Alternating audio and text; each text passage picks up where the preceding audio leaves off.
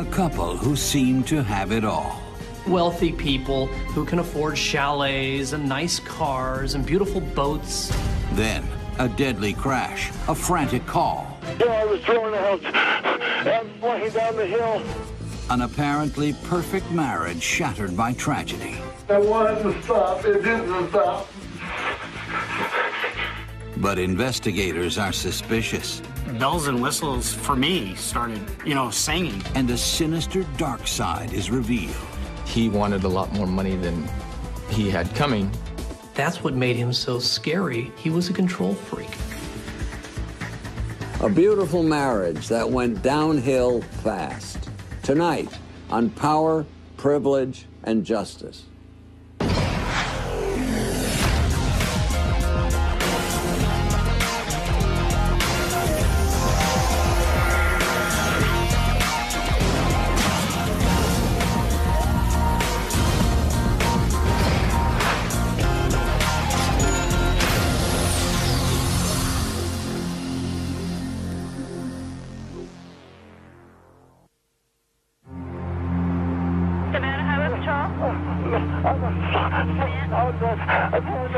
Sir, calm down. Where are you? The Reno headquarters of the Nevada Highway Patrol, just past midnight, June 1st, 1998.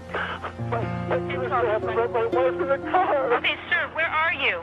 Dispatch gets this frantic phone call from a guy who's on the side of a mountain. They don't know where he is. Sir, calm down. Where are you? Sir, I need you to calm down. Where are you? I'm on the side of the mountain, off the edge. My car's went down the hill. My wife in the car. The Sierra Nevadas are truly spectacular. But one slip of the steering wheel on those narrow switchbacks, and you can cash in your chips. Apparently, this notorious stretch of highway had claimed another victim. What kind of a vehicle is it? It's a Ford truck. Yeah, I was throwing out and flying down the hill. I'm trying to hang on with one arm. I can't hang on. I'm flying down the hill. On the computer screen, the dispatcher knows that he's on a cell phone, but she doesn't know exactly where he is, so she's trying to pinpoint his location. I need you to take a couple breaths and then tell me where you're at. My car's went down the hill. My wife in the car. He is screaming about himself and about his wife. Rinette! Okay, we'll get someone right out there. You're on which mountain are you at?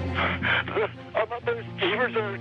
That could be only one place, and that was the Mount Rose Ski Resort.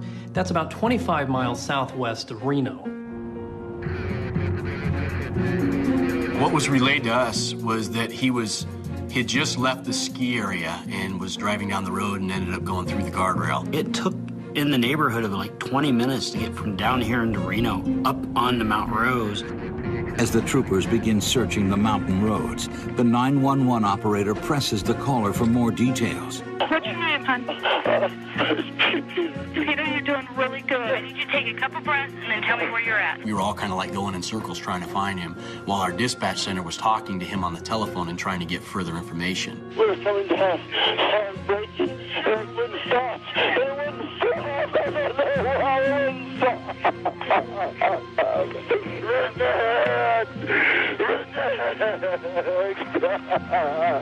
As we're going up the mountain, we're asking dispatch if he can hear our sirens because we don't know where he's at. What I want you to do is I want you to listen for the sirens. Yes, ma'am. And we're going to have a bunch of lights, and I need you to tell me when they get close to you so we can find you. Yes, ma'am. As we made our way up, we got to an area that basically overlooks the valley, and Trooper McClone was a couple seconds ahead of me. I came upon a big section of the guardrail missing, and I radioed that I'm pretty sure I found the location. They're looking at you from the road, and they're going to look for you from the sky. So I see lights. I hear them right there. I went to the edge and looked down, and I could hear someone saying, "I'm down here." And then I went down to his location. I believe it was right around 80 plus feet where he was located, where I found him, and he was laying face down. He was laying with his head on his phone, talking on his phone when I got there. Within minutes, Trooper Schilling arrives on the scene. And one of the things that struck me as odd was there was a ball cap laying pretty much right in the gap area. And it said incline on it. And I didn't really pay too much attention to it at first, but I traveled pretty much right over the top of it. And Trooper McClellan yelled to me that he found one person, was told there was another person in the vehicle still that was several hundred feet below him. And I began my trek down the hillside to him. They went to the bottom of the hill. She's still in the car. All right. You're going to hang up. Okay. I'm hanging up. Go ahead, Pete. Go ahead. We did have a helicopter, which is called our Flight for Life helicopter, en route because of the seriousness of the accident. We also had other emergency people that were on their way up. As they wait for help, they try to assess Peter's injuries. He basically stated that his back was hurt and his legs were hurt and that he couldn't move his legs. But I didn't see any bleeding. He wasn't bleeding from the face or arms or legs, or it didn't appear legs were contorted at an odd angle. He had some dirt on him, but it was pretty much isolated to the back of his pants, his rear end, and his leg area. His hair wasn't really out of place. Rescue workers and police backup arrive on the road above. My next step was I needed to get down to that vehicle and find out who was in it and their condition. I was able to follow the debris trail, the stuff coming out of the truck. Schilling and McClellan find the vehicle about 700 feet further down the mountain. It was so damaged that it was very hard to determine which part of the vehicle was front, which part was back. It was upside down with the front of it facing back up the hill. I ended up prying the door open and you could see the passenger in there, and not moving or anything. I pulled the female out of the vehicle to where I could get a good pulse. I got nothing in the arm. I went to the carotid, and there was no pulse. The victim is Rinette Riella Bergna, and the survivor is her husband, Peter. They're from Incline Village, an affluent enclave on the shores of Lake Tahoe, just a few miles away.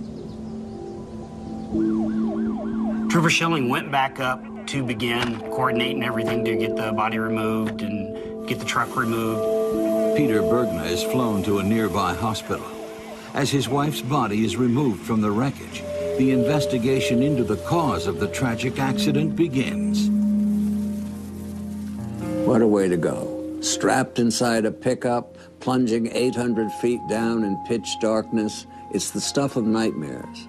But when the sun rose the next day, new light would be shed on this terrible accident. And believe me, not everything was as it appeared. This accident happened on a little lip on the side of an 8,200-foot mountain. It's like standing on the rim of the world.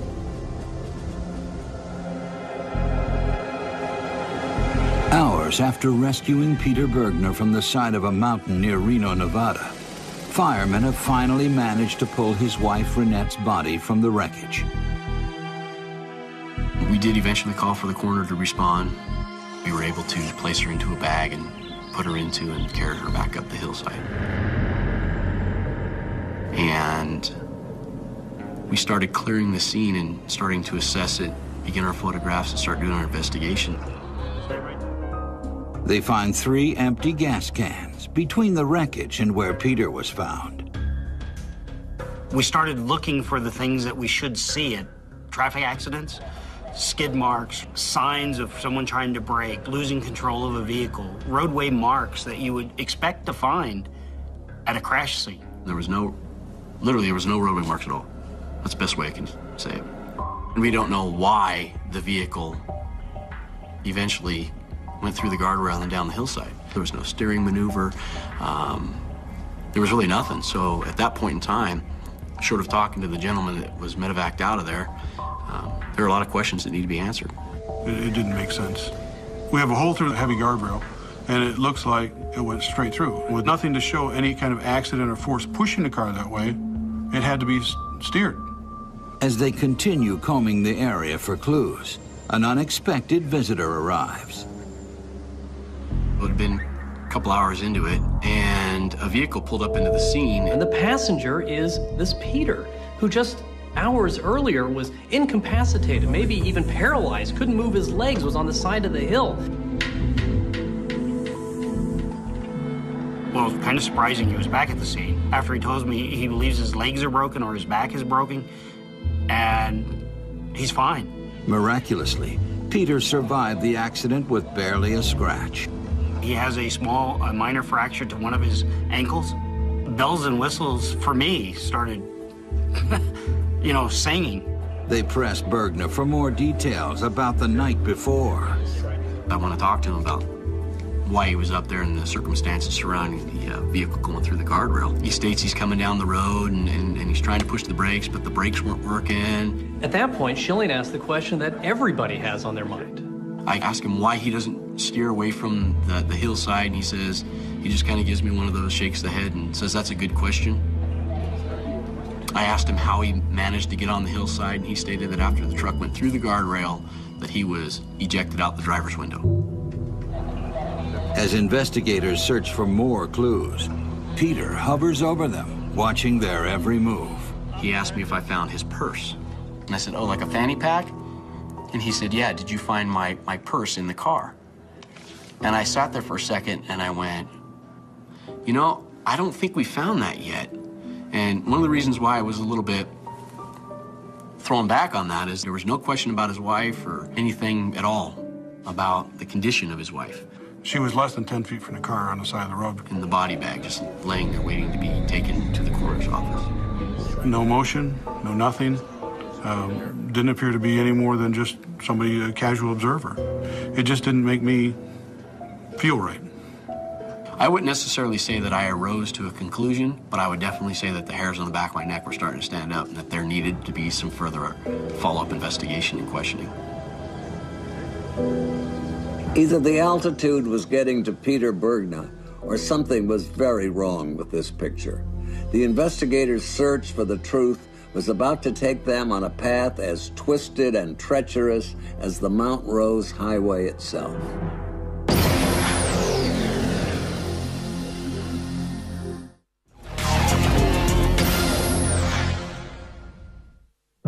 In the days after the accident that claimed Rinette Bergner's life, investigators conduct several interviews with her husband, Peter, trying to reconstruct the crash. Somehow I got out of the truck. I don't know if I opened the door. My window was open. The more they question Peter, the less sure the police are about his story. Some things happen up there that need to be told to me that haven't been told to me yet. And it can only come from you. Because you're the only one alive that's left there to say that. A suspicious death with only one witness. To get to the bottom of this so-called accident, cops were going to have to take a closer look at the Bergner's life on the shore of Lake Tahoe. Incline Village, where Peter Bergner lived, was a upper middle class to upper class mountain community. This is pretty wealthy people who can afford chalets and nice cars and beautiful boats. Peter Bergner was an art appraiser for Butterfield and Butterfield. And he knew his stuff. He was good. He was good at what he did. Peter is the adopted son of Pat and Louis Bergner, a renowned and very successful district attorney. Young Peter wasn't born with a silver spoon, but once he got a hold of one, he couldn't let go. Peter was the kind of guy who prided himself on having the best wines and the best artwork and the best antiques. Everything had its value. Everything, lots of antiques. He had a nice collection. He had a very nice wine cellar. He wanted to have this wine that cost $100 a bottle, and it's not because he drank it or appreciated it. He just wanted to be able to tell people that he had it. At the time of the accident, Rinette and Peter had been married for 10 years. Rinette was a trained pharmacist. She was president of the Pharmaceutical Society of Nevada for 1 year, and she enjoyed her work. She was a very good pharmacist. She was the sister everybody wants. I mean, she was loving and kind and always remembered your birthday, your anniversary, all those important dates. Oh, your little tree? See, tree. Merry Christmas. Merry Christmas. Now tell them what you told me. It's very old. very old, Jonathan. This is a very priceless piece. But if you're a good person, you may get one day. She was just a really great person. Here already. Hello, Peter. Come on, Peter. Oh. Is this thing dangerous? At the peak of their income, the two of them made, and keep in mind this is the late 90s, over $200,000. They enjoyed traveling, especially Rinette.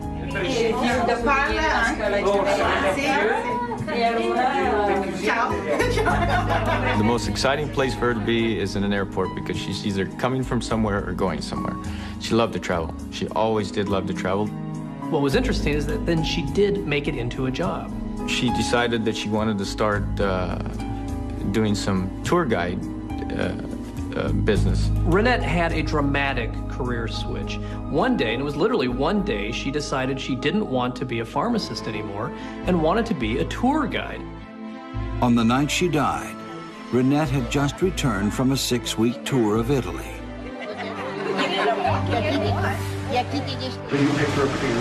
Well, I met her at the gate. Went up to her and gave her a big hug and a kiss.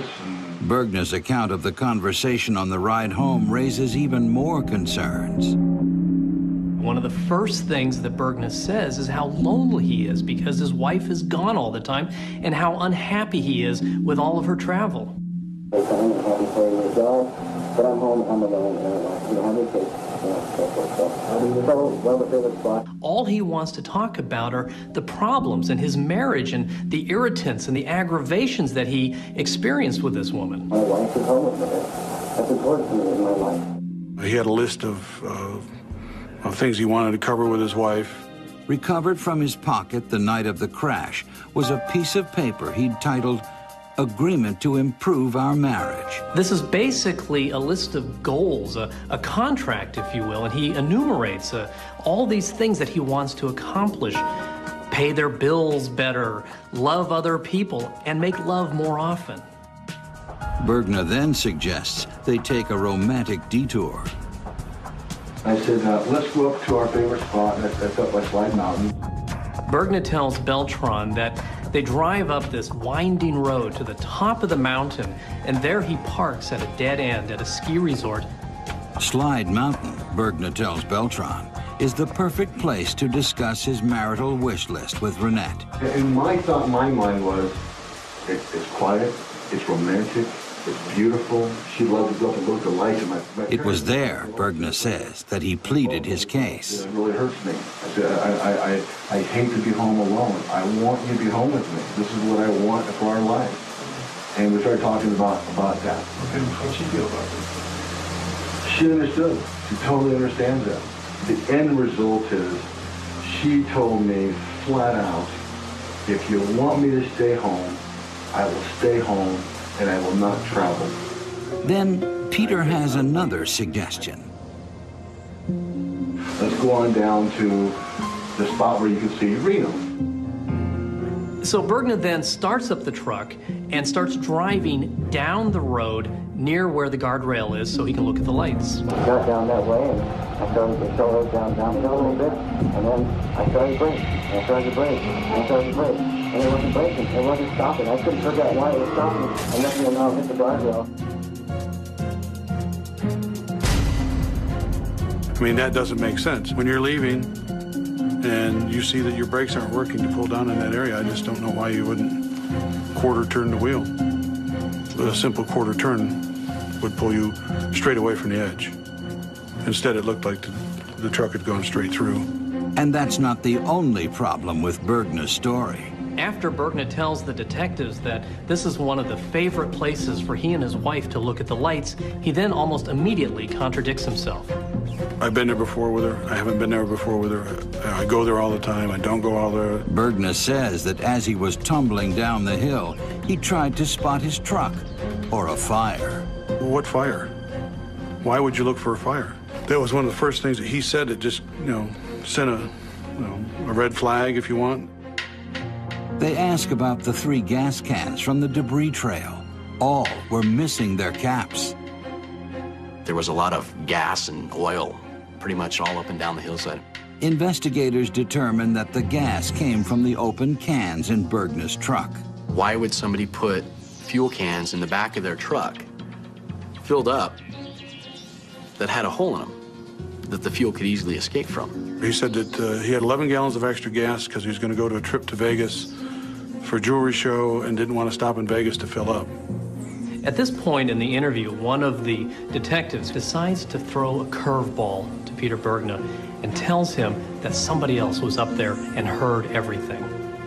The detective tells Bergna that he and Rinette weren't the only ones at Slide Mountain that night.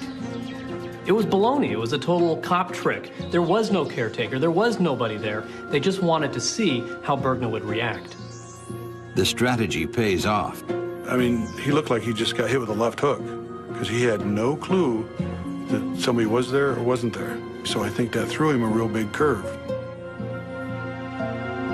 Bergna then changes the subject abruptly.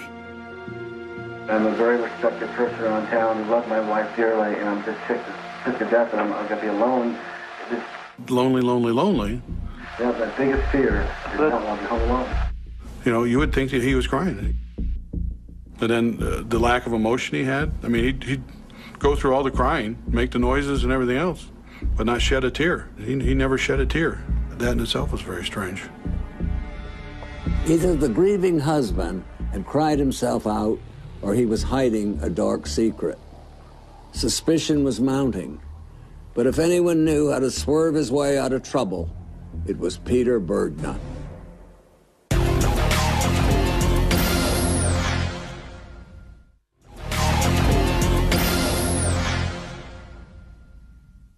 Several weeks after the death of Rinette Bergna, police are suspicious that whatever happened on Slide Mountain was no accident.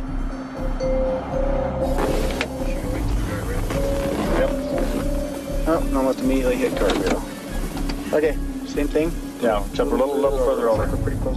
Detectives take a closer look at the Bergna's marriage. What started to bug me more than anything was the fact that he, as time went on, he treated my sister worse in public. He didn't physically do anything to her, but he put her down, he belittled her. Peter may have considered himself the toast of Tahoe, but to his in-laws, he was a pretentious, name-dropping creep. One Christmas, he stormed away from the dinner table, cursing that Rinette had put the wrong cheese in the pasta. Clearly, this was not a marriage made in heaven. I had the sense that she wasn't happy living there with her husband.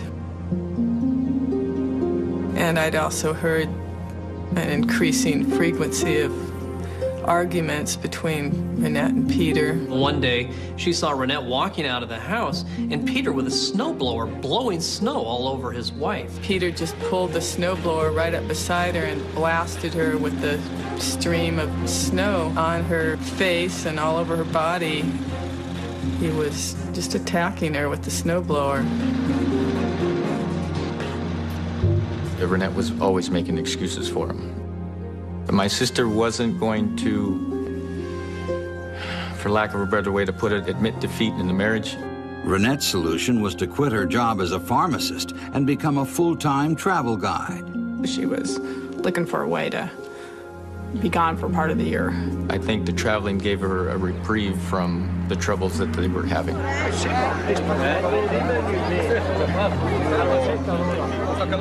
In many ways, Rinette's career change gave her the divorce that her devout Catholicism wouldn't allow. But Peter's only concern was the bottom line. Peter did not react well to Rinette's career switch. First, he didn't like the reduction in income. He liked money. He liked the lifestyle. He wanted a better lifestyle. But the problem was, Rinette was making way less money. He wanted a house on the lake with a view. The houses where you really wanted to live were down on the waterfront, on the lakefront. Where he lived was a little bit up the hill. They were still very nice houses, but they weren't the elite homes. Lucky Peter. The crash earned him $250,000 in life insurance money. His dream house was suddenly in reach. There was also a $200,000 add-on for an accidental death. So Rinette's death in insurance alone was worth nearly $500,000. Bergner got his payout within months of Rinette's death and wasted no time spending it. A new car, I believe a new car for his secretary, a pickup, trips, a wine collection.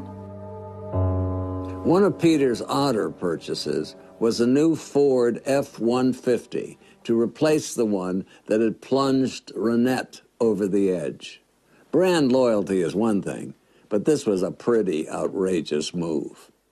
Well, that one kind of blew me away. If I just lost my spouse in a car, I certainly would not turn around and buy that same model. And he did.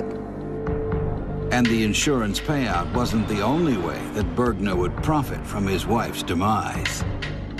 Overlapping the insurance was Rinette stood to inherit land, family land, from her brothers. Rinette's share of the Riella family's property in Central California was valued at around $250,000. And he wanted a lot more money than he had coming. Peter kept pressing and pressing and pressing. He wanted this money. He informed me that he had lost my sister's income for the next 11 to 13 years, and he needed to get all the money he could from us. And that's the most miserable feeling in the world. And then your alternatives either pay the guy off or you have him as your partner. So we paid him off. It was one of the hardest things I ever did. The Riella brothers ended up writing Peter Bergner a check for $275,000. Rinette's family thought that was $275,000 in blood money they gave to Peter Bergner.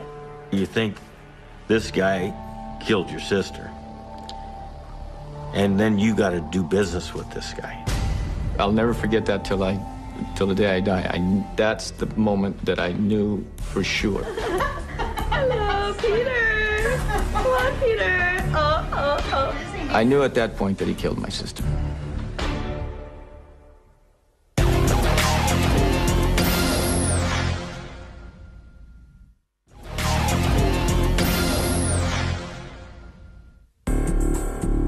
In late 1998, almost 5 months after the suspicious death of Rinette Bergner, her husband Peter is the prime suspect. The one-time bon vivant is now the pariah of Incline Village.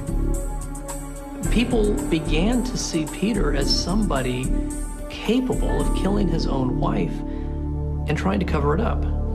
He never talked about Rinette in a remorseful or, like you would mourning someone that you really loved. Here's this guy who not only was involved in this rather unsavory accident that was gaining negative publicity for him in the town, but he wasn't grieving, he wasn't mourning. A lot of people around town were calling him the Incline OJ.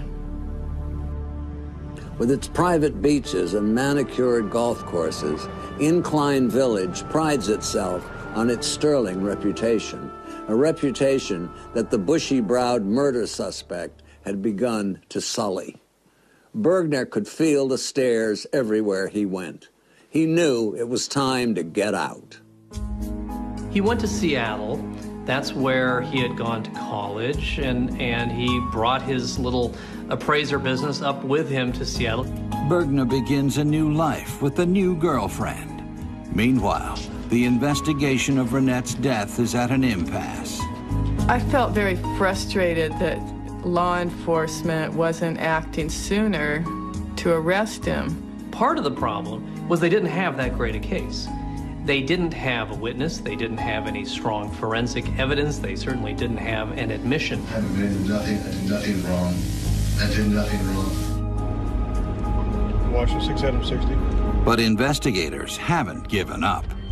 We're starting to build a package on him to basically say, there's Peter Bergner that people know, there's a Peter Bergner that people don't know.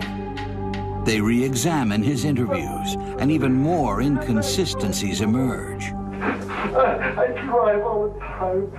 I'm a good driver. I don't know why I didn't stop.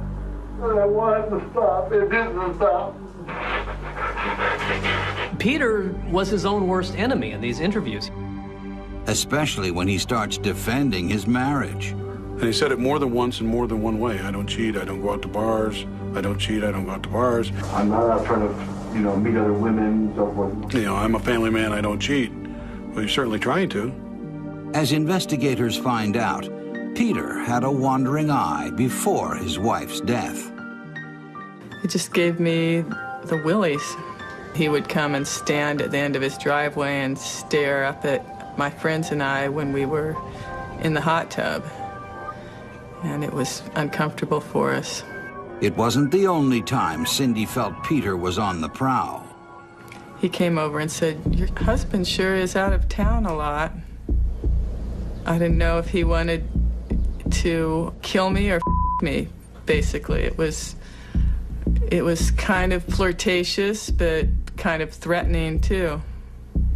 Detectives learn about Peter's behavior at a party the night before Rinette Bergna died. He said his wife was in Europe. He said that she was coming back tomorrow. She'd been gone for 6 weeks. Bergna took a shine to one of Judy's girlfriends. She was feeling uncomfortable. She says, "Look, get this guy away from me." He goes, "He won't keep his hands off me. He won't stay away from me." Bergna persisted. He did offer to take her home or to stay at his place. She said no. Investigators found out after the accident that Peter was already trying to re-spark his love life if he hadn't even started before. And he was hitting on these blonde banker women who he ran into in his work. He was bringing women over fairly soon afterwards, certainly within months of Rinette's death. One woman he invited into his hot tub.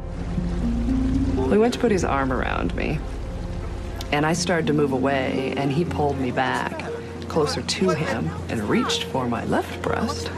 At that point, I just panicked, and I says, "I gotta go home." I was terrified. After he grabbed me, it was like he wasn't gonna stop, and he had this mean look on his face that scared me half to death. I thank the good Lord I just got the hell out of there. Made police very suspicious because he wasn't acting like a man who's grieving over the loss of his wife. He was acting like a player just weeks later. But lechery and bad taste don't necessarily add up to murder. Desperate for more evidence, investigators re-examine the forensic evidence from the crime scene. I'm hitting the brakes, we're not stopping, we're not stopping. They autopsy the truck, they pull it apart, and what they found was nothing. The mechanic that goes over the truck finds nothing wrong with the brakes. Reviewing the case files, they find an overlooked clue. Bergna's hat that had ended up just off the pavement where the truck went through the guardrail. I don't know if I opened the door or I went out the window. I have no idea. I have no idea. You don't know what you did? But that claim raises an obvious question for investigators. How did the hat end up at the top of the hill and everything else ended up down the hill? Newton's laws of motion. An object in motion will stay in motion unless acted upon by a force. If you're going 20 miles per hour and you crash through the guardrail and your hat flings off, the hat is also going 20 miles per hour. This hat could not have just stopped while the car, Peter, and everything else and his wife went down the hill. To prosecutors, this meant that Peter bailed out of the truck before it went over. And then we got to the clothing that Mr. Bergna was wearing that night. When you looked at the tennis shoes, the sides of them had some cuts in them. And in those cuts was a black residue. I said, "That's asphalt. It looks just like asphalt." The shoes are sent to a lab to have the residue tested. It turned out to be asphalt, very much like the asphalt on the road at the top of that hill. Well, the asphalt ends at the guardrail. So that was an extremely important part. There's really no way for him to get asphalt on his shoes if he was ejected on the dirt hillside. Police figured that he bailed out of the truck, scuffed it on the pavement, hurt his foot, and the truck went on down the hill without him. The shoes turn out to be the final straw. Prosecutors now felt they had enough evidence to nail Peter Bergna. It was sort of two pillars. Peter's statement full of arrogance, patronizing statements, implausible explanations, and all this circumstantial evidence. The two of them made for a powerful case. In 2000, more than 2 years since the fatal crash, prosecutors charged Peter Bergna with the murder of his wife, Rinette. I said, "Hi, Mr. Bergna, do you remember me?" And he said, "Yes, I do." And he goes, "I know what you're here for." And we placed him under arrest. In May 2002, 4 years after the crash, Peter Bergna faces the music in a Reno, Nevada courtroom. The state has assembled a mountain of evidence against the defendant, but all of it is circumstantial. I woke up, I looked for a fire. He looked for a fire because that was what he was hoping would happen, folks. He was hoping these open, leaking gas cans would have exploded and ignited that car. Though Peter isn't expected to take the stand, the prosecution uses his own words against him. I was throwing a house and flying down the hill. He never took the stand, but he was very much in that courtroom from the 911 tape. Stay with me. Peter's words sunk him. Peter was his own worst witness. I'm trying to hang on with one arm. I can't hang on. I'm flying down the hill. You're what? It's pitch black up there. There isn't any lights at all. You're sliding down a cliff. You can't see where you're headed, and you're going to pull a phone out of your pocket while you're sliding, trying to save your life? Just the fine motor skills you have to do to dial a phone.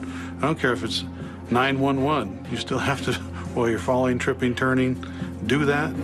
How did he hold on to his cell phone? It seemed impossible. It was a joke. Stay with me. Take deep breaths. Prosecutors contend that Bergna's 911 call was a well-staged performance. Sir, calm down. Where are you? Sir, I need you to calm down. Where are you? I'm on the side of the mountain, off the edge. He was stalling as long as he could to make sure she died.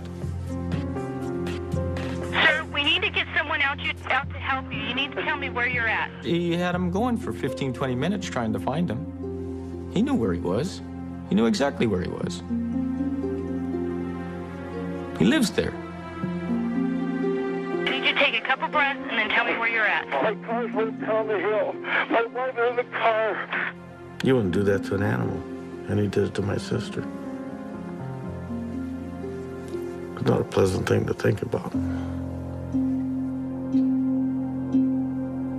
To a lot of people following the case, Peter Bergna was guilty as sin. But with his sorrowful expression and charcoal pinstripe suit, he tried to cut a respectable and sympathetic figure. All he needed was for one juror to buy the act. I think the defense's biggest problem was that they put on as big a defense as they did. They tried to explain in detail this car crash. The defense spends thousands of dollars on 3D computer modeling, but to many in the gallery, it's just smoke and mirrors. It didn't make any sense. He literally would have had to dramatically turn right, speed up, crash through the guardrail, and then somehow fling himself or be flung from the car. When they brought up the three experts to reconstruct the alleged ejection of Peter Bergna from the car, it didn't make sense to anybody in the courtroom. No branches, no twigs, no leaves, and very, very little dirt that these people noticed on a person that supposedly got ejected out the window and rolled uncontrollably down the hillside. Prosecutors contend that every move Bergna made that night was carefully planned. He had every intention of picking his wife up at the airport that night, taking her up to the hillside, and staging that event to look like an accident and killing his wife. They argue that Bergna jumped out of his truck as it sped towards the guardrail, Rinette strapped inside. I hope that she was either asleep or passed out or knocked out or something, but I don't like to go there. To do something on top of what he did, you know, to think that he did something else, it's just too much. There's all kinds of things that could have happened up there. And there's only 2 people on that mountain, and one is dead. Only one knows. After 8 weeks of testimony and 2 days of deliberations, the jury is ready to deliver their verdict. We, the jury, in the above entitled matter, find the defendant, Peter Matthew Bergna, guilty of murder.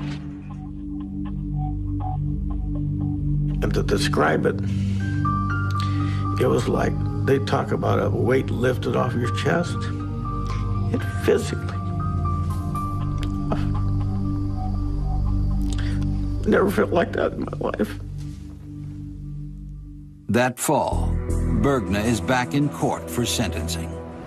Defendant Peter Matthew Bergna is hereby sentenced to a term of life with the possibility of parole, with eligibility for parole beginning when a minimum of 20 years has been served.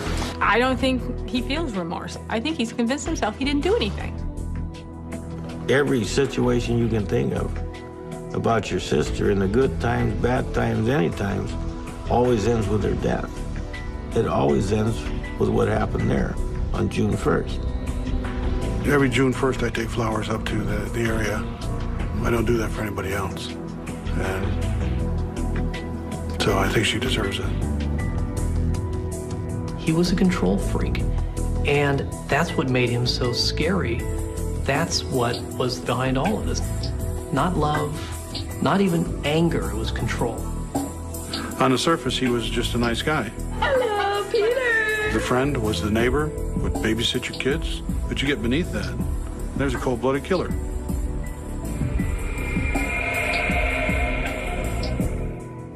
Suffering from a lifelong superiority complex, Peter Bergna thought he could stage the perfect crime, but his murder plot turned out to be an amateur production.